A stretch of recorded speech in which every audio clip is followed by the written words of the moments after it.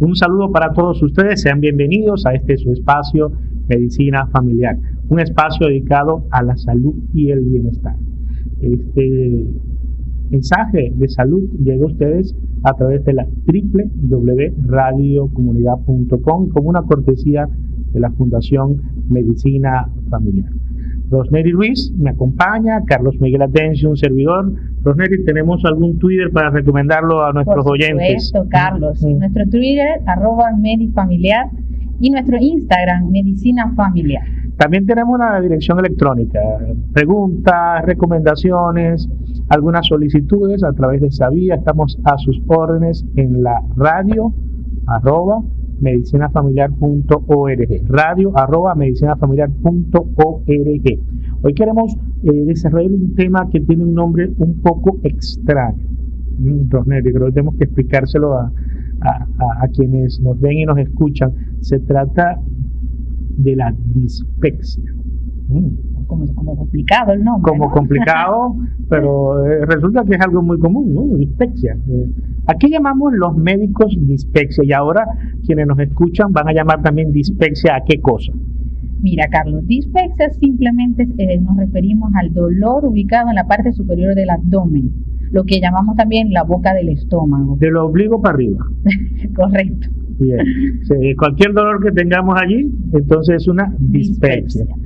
Así que, mi estimada amiga, mi estimado amigo, la próxima vez, si quiere quedar pues mucho mejor, en vez de decir me duele la boca del estómago, usted dice tengo dispepsia. Correcto. Y va a quedar de un bien increíble, ¿no? Entonces, dispepsia son las molestias, los dolores que podamos tener en esa zona, ¿no? Y los médicos utilizamos ese término.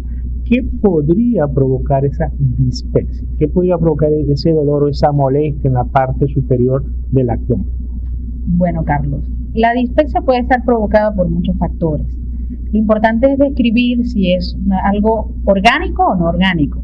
Cuando hablamos de orgánico se escucha un poco enredada la cosa, pero orgánico vendría siendo todo aquello producido por una úlcera, bien sea gástrica o duodenal. O sea, cuando está dañado un órgano, cuando hay un órgano que está dañado, decimos que es orgánico. ¿Y qué pasa cuando no es orgánico? Tiene que ver mucho con la dismotilidad, es decir, el movimiento intestinal, esa sensación de llenura después de comer, el estrés también influye mucho. Entonces ahí la llamamos funcional. Funcional. Fíjate que es para que no haya una confusión, porque ahora están de moda muchas cosas orgánicas, ¿no? De hecho existen ahora unos establecimientos que se llaman bares orgánicos, no sé si has visto por ahí, ¿no? Bueno, algunos restaurantes orgánicos, ¿no? Entonces lo orgánico suena como a natural, como a algo muy de moda, muy ecológico, ¿no? Sí. Pero en nuestro caso, en medicina llamamos orgánico, bueno, cuando sabemos que un órgano, un tejido, está dañado. Entonces es un problema orgánico. Ahora, si lo que no está funcionando bien es la forma como debe trabajar los sistemas, los órganos, etcétera, decimos que es funcional, ¿no? También podemos conseguirlo inespecífico. Sí, por supuesto. No sabemos si es funcional o es orgánico. Bueno, fíjate, entonces en este caso sería, mi estimado amigo, usted que tiene un automóvil, ¿no? Si resulta que el carburador está dañado porque está roto, ya no se usan muchos carburadores, ¿no? Pero bueno, la bujía, el cable está roto, eso es orgánico, pues está roto, ¿no? Está dañado. Es más, usted lo mira y lo ve roto, ¿no? En cambio, si lo que le hace falta es entonación, todo está perfecto, los cables magníficos, las bujías, todo está bien, pero no está funcionando bien, no está funcionando armónicamente, entonces eso es funcional. Entonces tenemos lo orgánico y tenemos lo funcional. Y los médicos también a veces utilizamos lo de funcional cuando no sabemos cuál es la causa. Entonces nos ayuda mucho, ¿no? Decir, bueno, eso es funcional, porque no sabemos cuál es la causa. Y inclusive hay otra expresión que es idiopático, ¿no? No sabemos cuál es la causa, idiopático o funcional. En todo caso, el hecho de que muchas veces no sepamos la causa no significa que no exista tratamiento. Existe tratamiento para algunas afecciones que no sabemos su causa y sin embargo, pues afortunadamente tenemos tratamiento frente a eso. Entonces la dispepsia, esa molestia, ese dolor en la parte superior del abdomen, que puede ser orgánico, si hay un daño de un tejido, que puede ser funcional, y por supuesto quizás la reina, diría yo allí, de las causas Rosner, y seguramente con la que se van a sentir más identificados quienes nos escuchan y quienes nos ven, es lo referente a las úlceras, ¿no? Creo que de hecho es una expresión muy popular, ¿no? Me vais a hacer salir una úlcera, diría un maracucho, ¿no? Sí, totalmente. Cuando un maracucho dice me estás molestando mucho, ¿no? Me vais a hacer salir una úlcera, ¿no? Y generalmente se refiere a úlceras estomacales, ¿no? Entonces la úlcera, en este caso también tiene un nombre elegante, úlcera péptica, ¿no? La úlcera péptica también, pues, seguramente vamos a referir en el día de hoy. De tal manera que molestias en la parte superior del abdomen, sobre todo las famosas úlceras, hoy en Medicina Familiar. Y de nuevo en su espacio Medicina Familiar, un espacio que llega a ustedes gracias a la cortesía de Fundación Medicina Familiar y a través de la www.radiocomunidad.com. Tenemos formas de comunicarnos, formas de seguirnos. Una de ellas es nuestra dirección electrónica, radio@medicinafamiliar.org, radio@medicinafamiliar.org. Pero también tenemos una cuenta de Twitter. Correctamente, nuestra cuenta de Twitter, @medifamiliar, termina en R. Sí, señor. Y nuestro Instagram, Medicina Familiar, es decir, que nos pueden ubicar a través de cualquier medio comunicacional. Sí, señor, y estaremos dispuestos a escuchar sus solicitudes, preguntas, etcétera.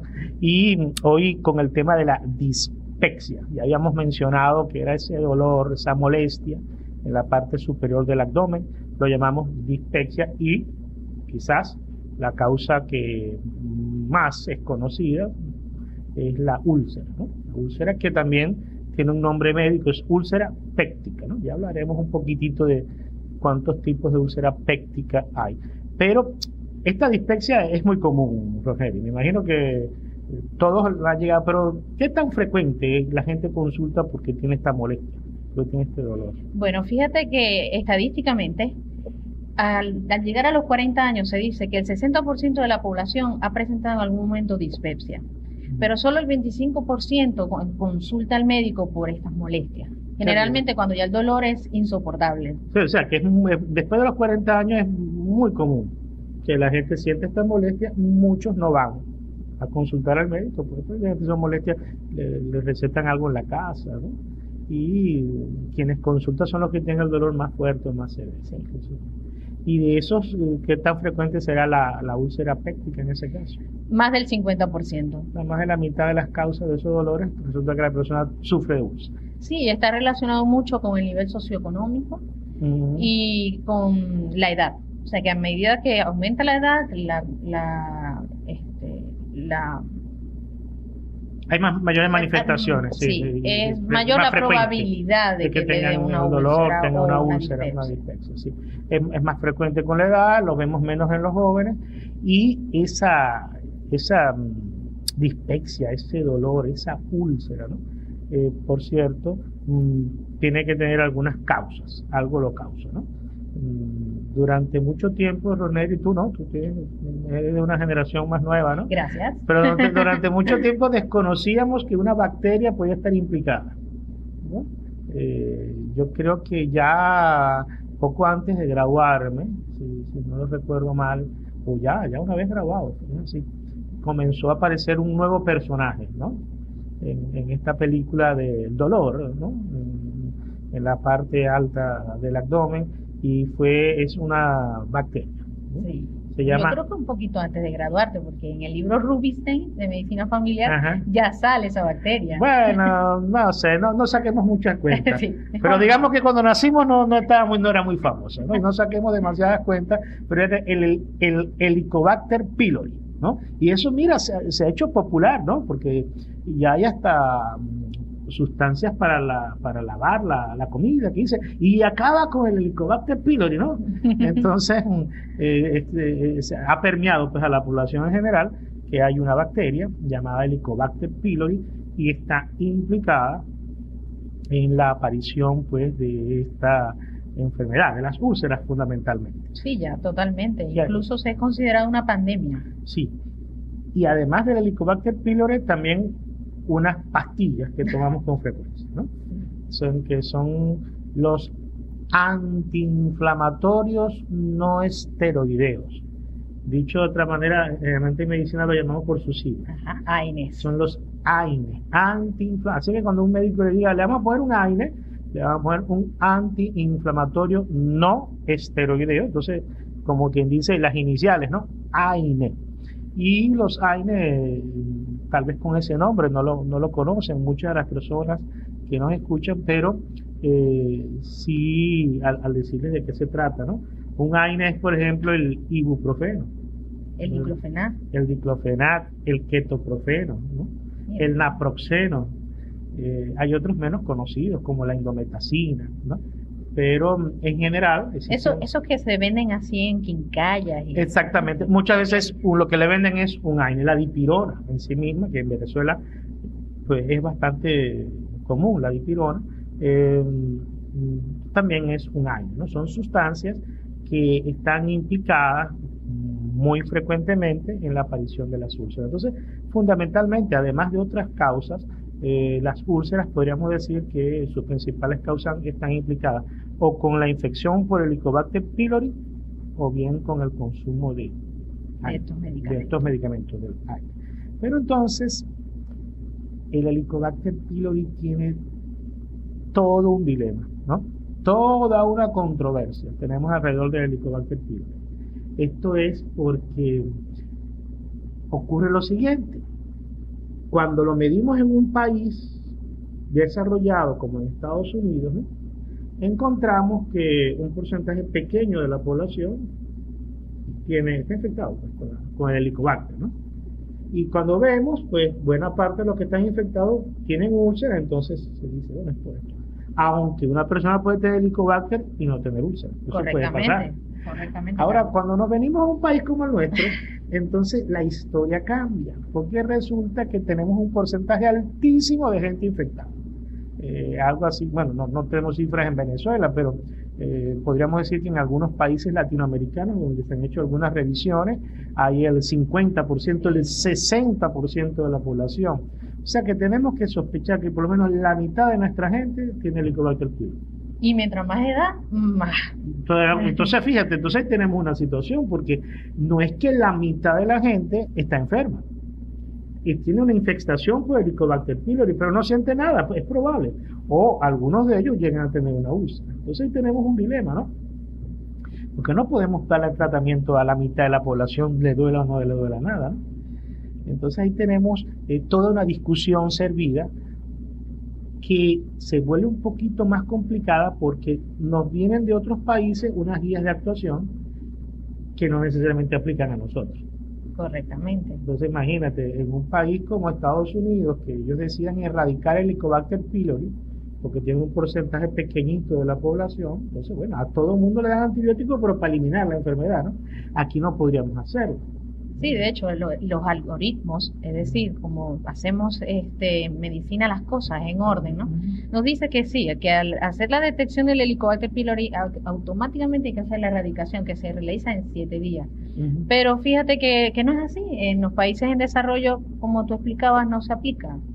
Bueno, tenemos que tropicalizar las cosas para Venezuela y quizás ofrecerle una información útil a todos aquellos que nos están escuchando sobre úlcera, dispepsia y ahora este personaje que es el Helicobacter pylori, cosa que haremos en nuestro próximo espacio. Y de nuevo en su espacio Medicina Familiar. Medicina Familiar, una cortesía de la Fundación Medicina Familiar y a través de la www.radiocomunidad.org. Tenemos Twitter, @Medifamiliar y una cuenta de correo electrónico. Instagram. Y de Instagram también, Medicina Familiar, y de correo electrónico es @medicinafamiliar.org. A sus órdenes por allí. El tema de hoy, dispepsia, las úlceras. Un paciente tiene dolor en la boca del estómago, dispepsia hemos dicho, y pensamos que puede tratarse de una úlcera, ¿no? Llega a tu consultorio, Rosemary. ¿Qué hacemos con ese paciente? Bueno, lo primero que debemos hacer es una serie de preguntas. ¿Desde cuándo tiene el dolor? Bien. ¿Okay? Si el dolor se presenta en 3 meses o 12 semanas, ¿okay?, en un periodo de 6 meses o más, con sensación de llenura, es decir, después de que coma, el paciente se siente lleno, se siente full, Correcto. como si no digiriera la comida, ¿no? Ujú. Lo que llamamos nosotros llenura postprandial. ¿Qué pasa si el paciente tiene esa llenura? Nosotros debemos investigar algún proceso orgánico, como habíamos mencionado Ujú. anteriormente. Ok. ¿Y cómo lo hacemos? Bueno, mira, hay muchos métodos diagnósticos. Ujú. Tenemos métodos invasivos y no invasivos. ¿Has escuchado los métodos, Bueno, Carlos? algunas veces, alguna que otra vez por allí, ¿no? La gran duda del paciente es, doctor, ¿es grave lo que tengo? ¿Tienen que hacerme una endoscopia? La endoscopia sí es bien conocida. Claro. ¿Y cómo hacemos para sacar la duda del paciente de si es grave o no lo que tiene? Bueno, lo primero es pensar en los signos de alarma. ¿Qué sería un signo de alarma? Un signo de alarma sería una anemia, Ujú. una pérdida de peso sin razón alguna. Es decir, Pero que el que- paciente no esté haciendo ejercicio. Que sea inexplicable, ¿no? Sí, No tenga una dieta. que no esté etcétera. haciendo dieta. Ujú. El hecho de que el paciente tenga sangrado a nivel de digestivo, bien sea por la boca o por el recto, a Ujú. nivel de las heces, o que también el paciente presente otras patologías, como por ejemplo después de que coma la llenura, O que tenga antecedentes de haber padecido de cáncer, por ejemplo. o ¿no? algún familiar con cáncer, Entonces, que tenga fíjate. hábitos tabáquicos. Entonces hay algunas cosas que son como signos de alarma, ¿no? En el cual, caramba, si el dolor se acompaña de eso, es como que prestar atención. No significa que necesariamente es un diagnóstico con un mal pronóstico, no necesariamente una enfermedad grave, pero sí es un signo de alarma, decimos en medicina, algo que necesita ser investigado. Si tienes el dolor, y además de eso estás perdiendo peso, y no hay ninguna razón para que pierdas peso, o bien has sangrado, vómito con sangre, o hay sangre en las evacuaciones, ¿no? Si has tenido antecedentes de cáncer en el pasado, todos esos son elementos que nos deben hacer pensar en, mira, a lo mejor hay que investigar mucho más. Pero vamos a imaginarnos que no se trata de esto, no hay ningún signo de alarma. Si hay un signo de alarma, con toda seguridad tu médico de familia, tu médico de confianza podrá asesorarte de qué hacer. Probablemente le pregunten al gastroenterólogo, ¿no? para hacer algunos exámenes, uno de los cuales puede ser la endoscopia. Pero vamos a imaginarnos lo más común, lo que pasa más frecuentemente, y es que la persona siente dolor en el estómago, en la boca del estómago, pero no tiene estos signos de alarma. Entonces, ¿qué podríamos hacer con ellos?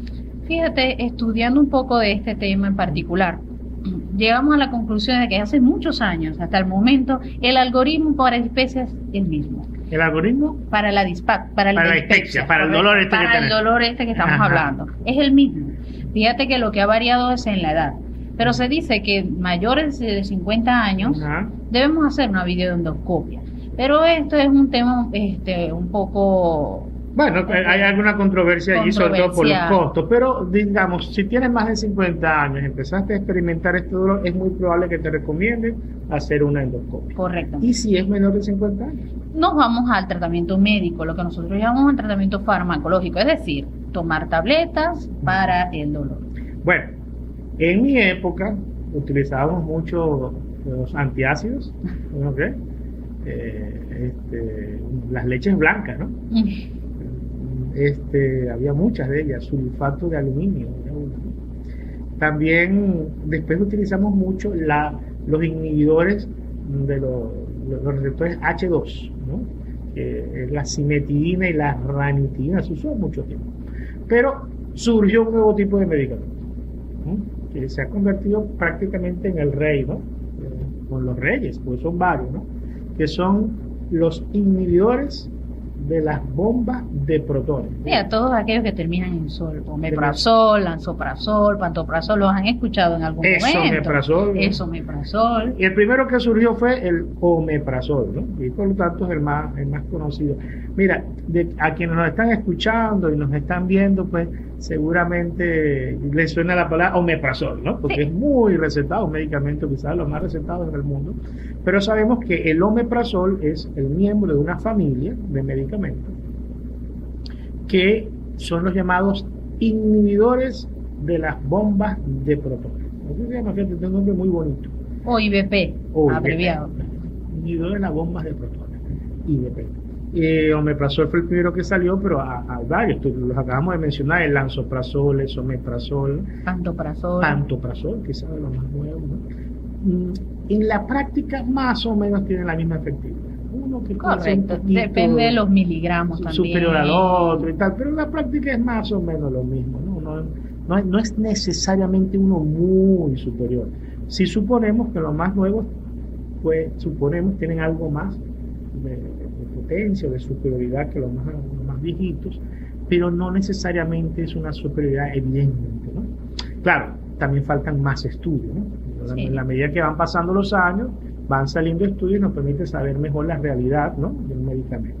Pero por ahora, digamos que en líneas generales todos son más o menos iguales y tienen más o menos los mismos, unos un poquito más de efectos indeseables que otros, etcétera.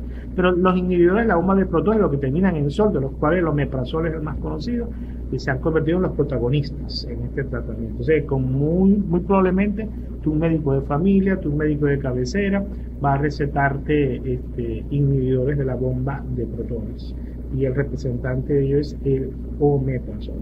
Bien, es el primer tratamiento, eso se hace por varias semanas. Sí, correcto.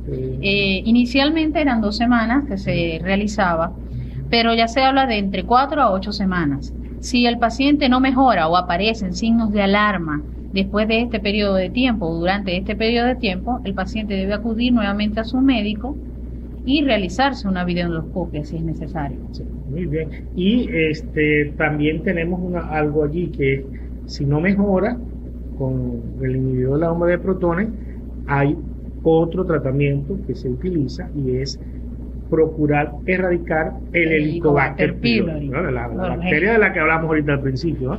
Erradicar. Entonces, fíjate, usualmente el esquema en nuestros países, sobre todo, es, bueno, tienes más de 50 años, vamos a pensar en que lo mejor es hacerte una endoscopia. Tienes menos de 50 años, entonces evidentemente podemos iniciar un tratamiento con estos medicamentos.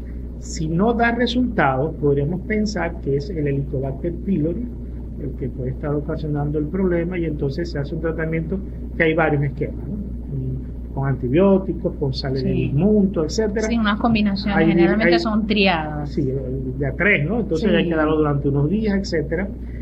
Y si no mejora con eso, ya le hemos dado un curso con inhibidores de la bomba de protones a dosis adecuada y por el tiempo adecuado, ¿no? Tu médico va a decidir, pero a dosis adecuada y por el tiempo adecuado. No fue que el doctor me lo recetó 8 semanas y yo me lo tomé 2, no, el tiempo adecuado y a dosis adecuada.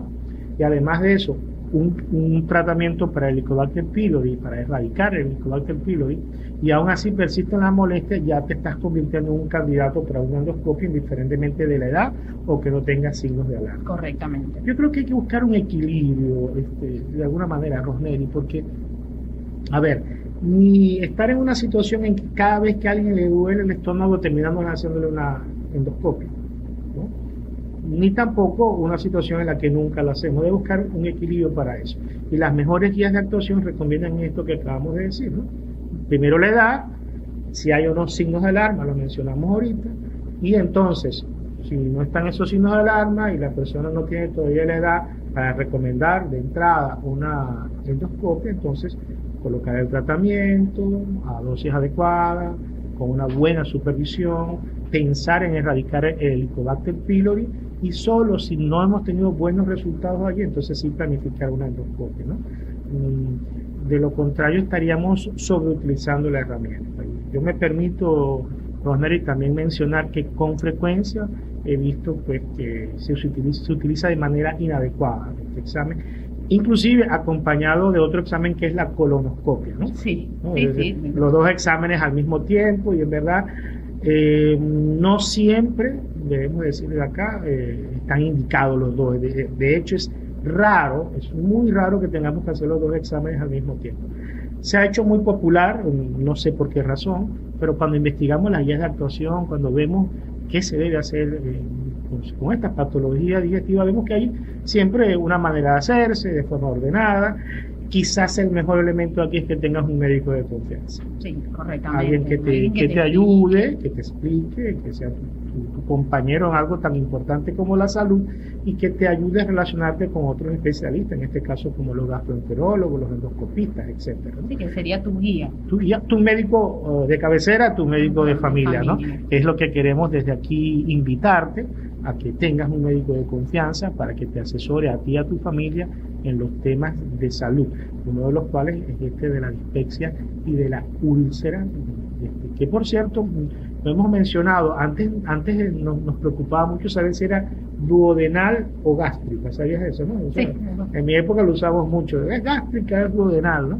Porque las úlceras estas, o bien están en la primera porción del intestino, Que es la más común.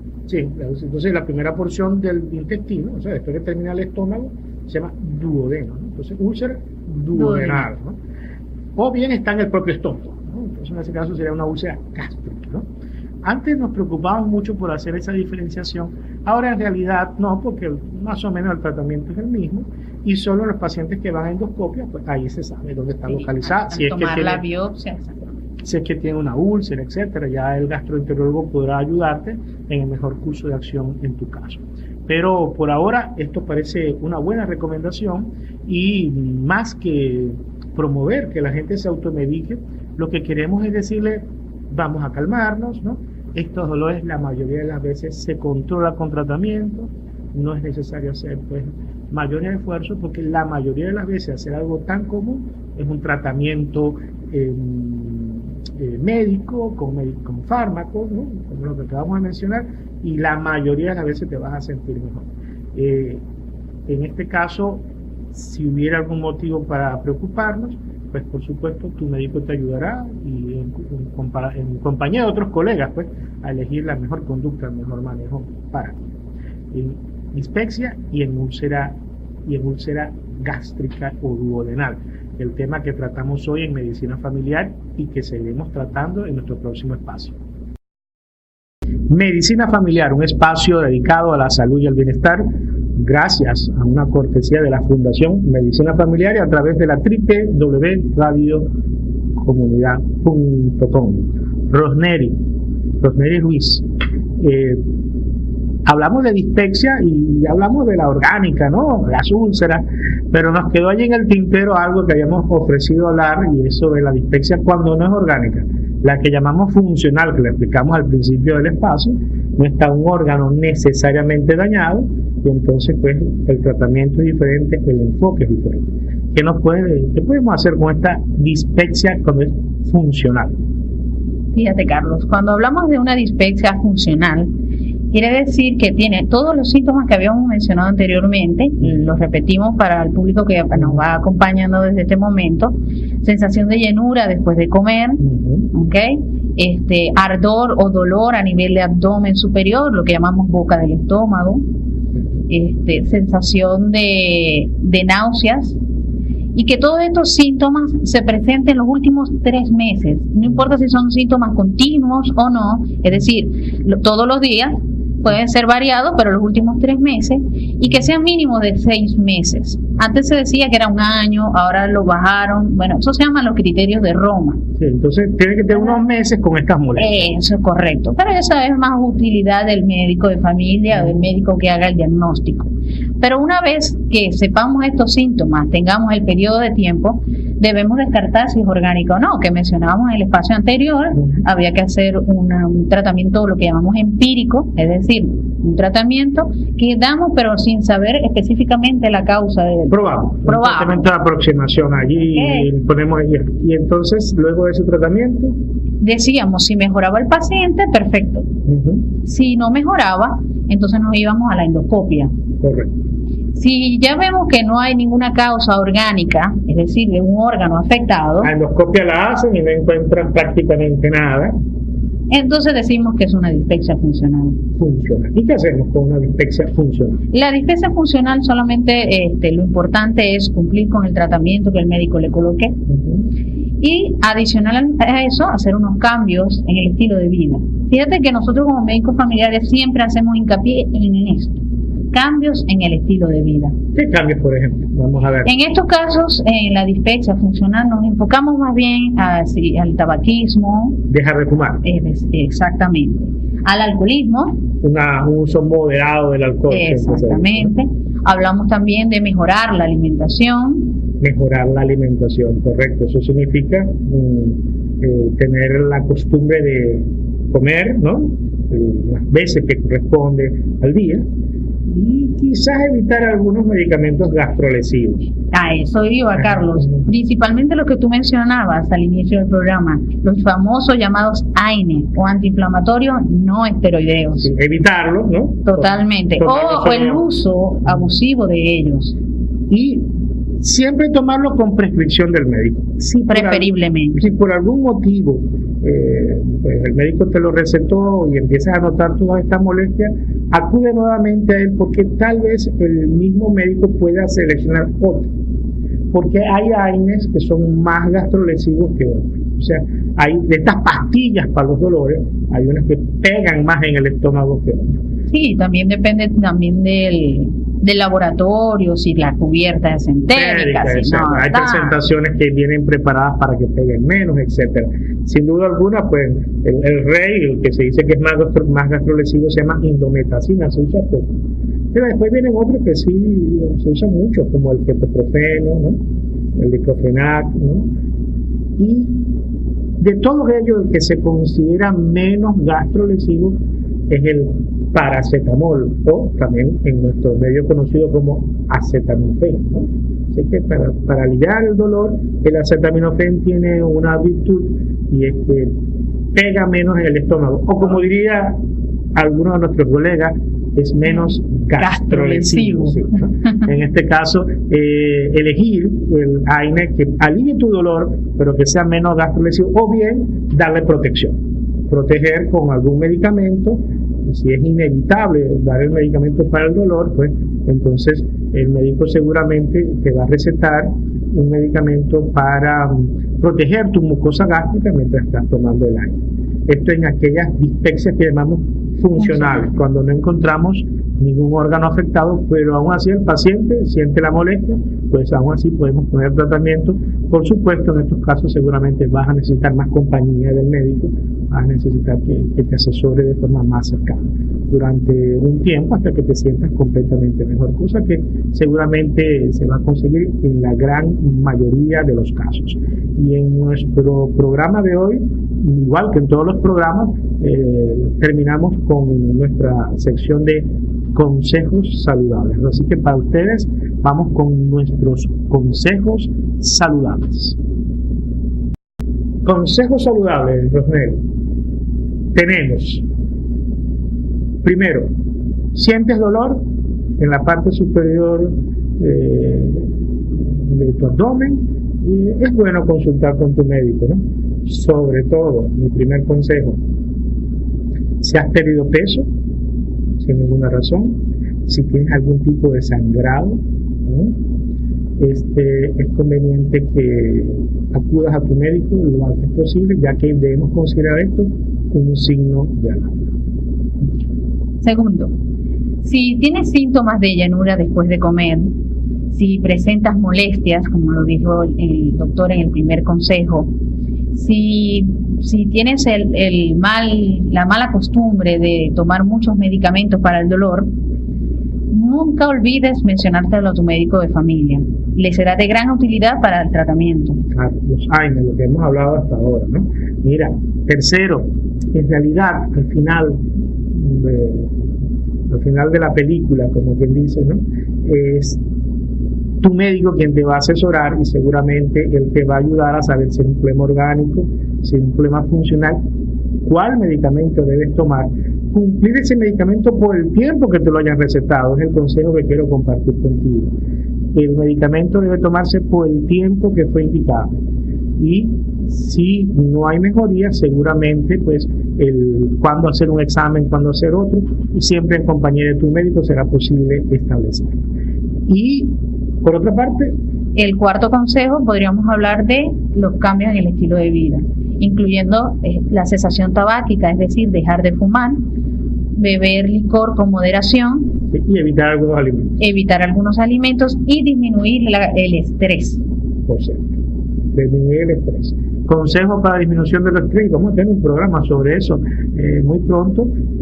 Existen diversas fórmulas, pero actualmente la meditación científica la meditación de atención plena, es la que quizás ha sido más estudiada, y tendremos un programa sobre eso muy pronto aquí en Médicos de Familia, en su programa dedicado al bienestar y a la salud. Rosemary, un placer hoy trabajar y llevar este mensaje a todos. Dispexia fue nuestro tema. Correctamente, gracias a ti, Carlos. Y si quieren seguirnos, nos siguen a través de @medifamiliar. Ajá, y en Instagram. En Instagram, Medicina Familiar. Sí, y nuestra dirección electrónica es radio@medicinafamiliar.org. Y entonces nos veremos próximamente en otra edición de este su programa. Le deseamos a todos salud y bienestar.